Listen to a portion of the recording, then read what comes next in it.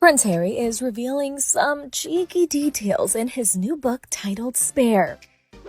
According to page 6, the Duke of Sussex was reportedly suffering from frostbite on his penis at Prince William and Kate Middleton's wedding in April 2011.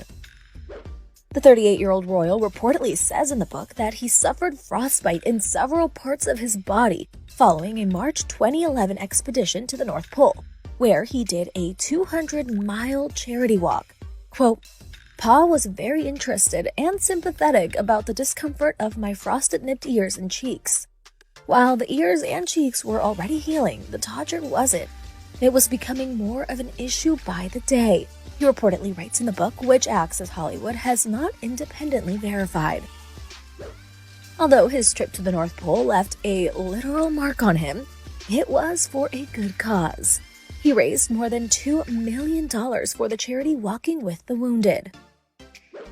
Prince Harry's book comes out on November 10th, but several bombshells have already come to light, including new details about Meghan Markle's alleged rumored feud with Kate Middleton, as well as several digs at the royal family.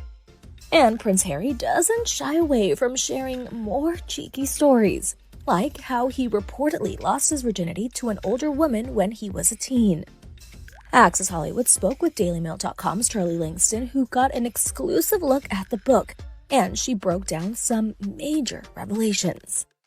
The way that Prince Harry frames the story of losing his virginity is recalling an encounter with one of his royal bodyguards who paid him a visit at Eton and said that he had been sent there to find out the truth. Harry immediately thought, oh, he's here because he's found out that I lost my virginity.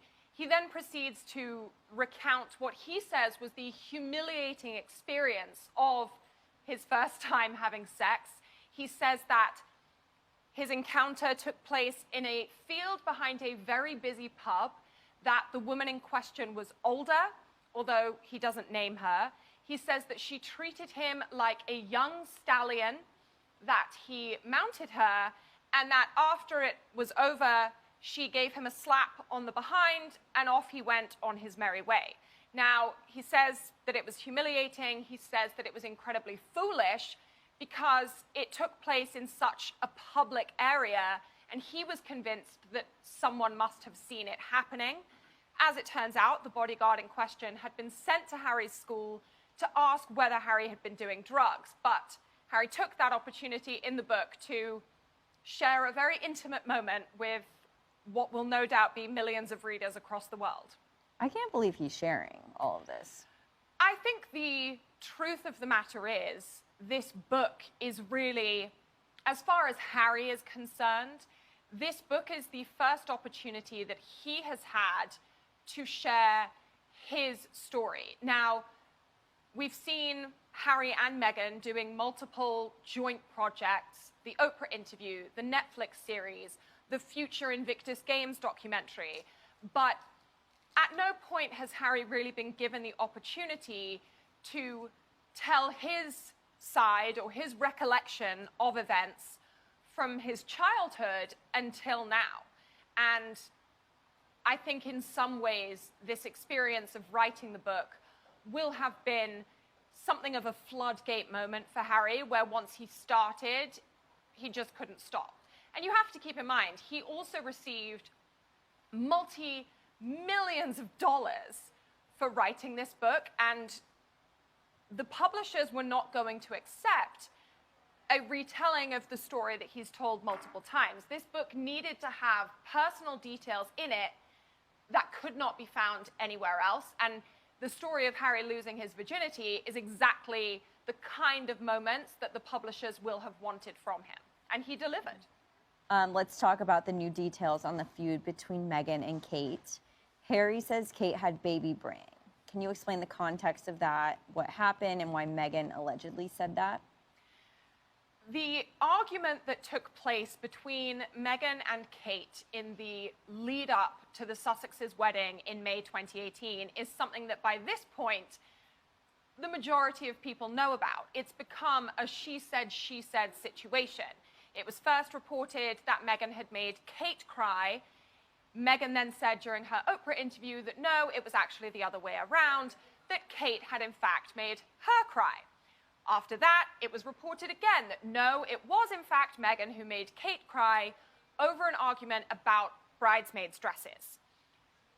Whether or not we will ever find out the truth remains to be seen. However, Harry does admit that Meghan made a comment about Kate having baby brain because of her hormones, again, in the lead up to their wedding. Understandably, this comment really upset Kate, and Meghan was actually reprimanded by someone inside the palace who told her that she was not close enough to Kate to be joking about her hormones. Meghan found that encounter upsetting for her part. I think the reality about this whole controversy is that the two women were never bosom buddies. They were never best friends. And to hear it from sources who are close to Kate, she did all that she could to welcome Meghan into the royal family and to really show her the ropes, to kind of indicate to her best practices, as it were, the best practices of being a new member of the royal family. As far as Meghan is concerned, Kate did not give her enough support and didn't really treat her like a sister-in-law. She was more like a kind of, person who was making sure that Meghan was following the rules. So I think the truth of the matter is the two women were never really on the same side, nor were they really on the same page.